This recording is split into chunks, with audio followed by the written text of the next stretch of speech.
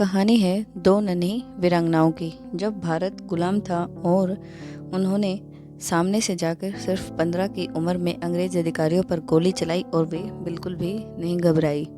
तो चलिए स्टार्ट करते हैं। बहुत समय पहले की बात है, जब हमारा देश अंग्रेजों के शासन में था। हर तरफ अन्याय और अत्याचार था। लोगों को अपनी ही ज़मीन पर आज़ादी नहीं थी। उस समय कोमिल्ला, यह तब भारत का हिस्सा हुआ करता था, में दो छोटी छोटी सी लड़कियां रहती थी, शांति और सुनीति। दोनों की उम्र लगभग 14 से 15 साल थी, लेकिन उनके दिल में देशभक्ति की आग बहुत बड़ी थी। देशभक्ति की शुरुआत उनके जीवन में कैसे हुई? शांति और सुनीति बचपन से ही देश के हालात देखकर दुखी रहती थी। वे अक्सर अपने बड़ों से सुनती थी कि कैसे अंग्रेज भारतीयों के साथ बुरा व्यवहार करते हैं। एक दिन उन्होंने तय किया, हम भी अपने देश के लिए कुछ करेंगे। वे एक गुप्त क्रांतिकारी संगठन से जुड़ गई। वहाँ उन्हें देशभक्ति, साहस और आत्मरक्षा की ट्रेनिंग दी गई। एक साहसी निर्णय उन्होंने लिया। उस समय कोमिला के एक अंग्रेज अधिकारी चार्ल्स स्टीवेंस बहुत ही अत्याचारी था। वह भारतीयों को बेवजह सजा देता और उनका अपमान करता था। शांति और सुनीति ने यह सब देखा और उन्होंने एक बड़ा फैसला लिया। इस अन्याय को खत्म करना होगा। तो उन्होंने इसके लिए एक योजना बनाई और अपने आप से ही हिम्मत जुटाई। दोनों लड़कियों ने एक योजना बनाई। उन्होंने सोचा कि वे स्कूल की छात्राओं के रूप में उस अधिकारी से मिलने जाएंगी। एक दिन वे साफ सुथरी यूनिफॉर्म पहनकर उसके दफ्तर पहुंची। उनके मासूम चेहरे पर बिल्कुल भी उन्हें शक नहीं हुआ, लेकिन दिल में साहस और देश प्रेम भरा हुआ था। जैसे ही मौका मिला, उन्होंने अपने छुपे हुए हथियार निकालने और अत्याचारी अधिकारी पर हमला कर दिया। गिरफ्तारी और गर्व। हमले के बाद दोनों को तुरंत गिरफ्तार कर लिया गया। अंग्रेज हैरान था, इतनी छोटी लड़कियां और इतना बड़ा साहस। कोर्ट में जब उनसे पूछा गया, तुमने ऐसा क्यों किया, तो उन्होंने गर्व से जवाब दिया, हमने यह अपने देश की आज़ादी के लिए किया है।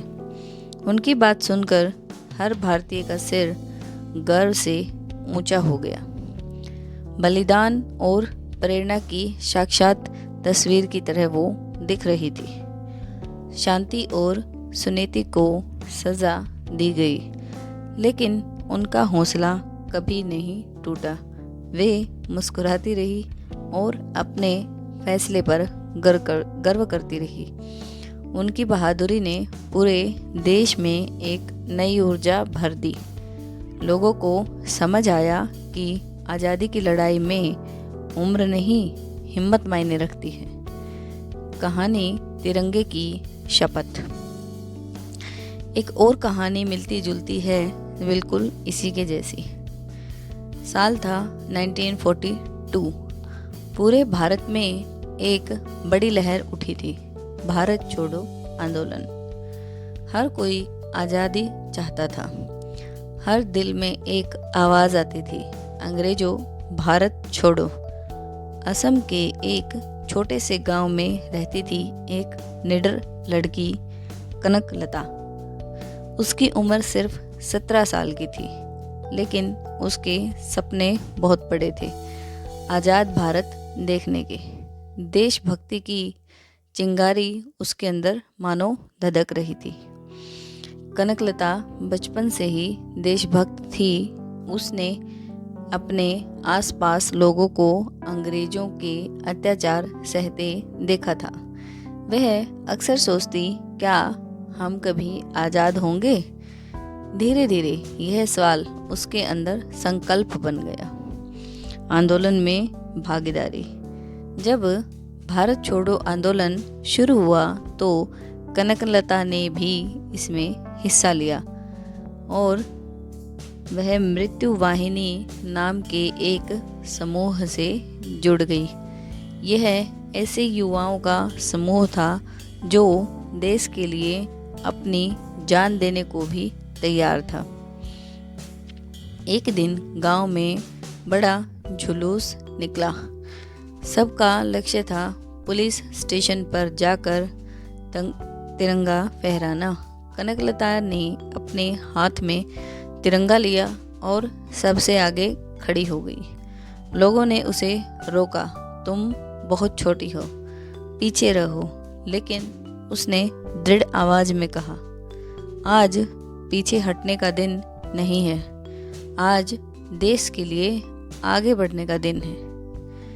और फिर ये अटूट साहस देखकर लोगों ने भी उसे कुछ नहीं कहा। जैसे ही जुलूस पुलिस स्टेशन के पास पहुंचा, अंग्रेज पुलिस ने चेतावनी दी, आगे मत बढ़ो वरना गोली चल जाएगी।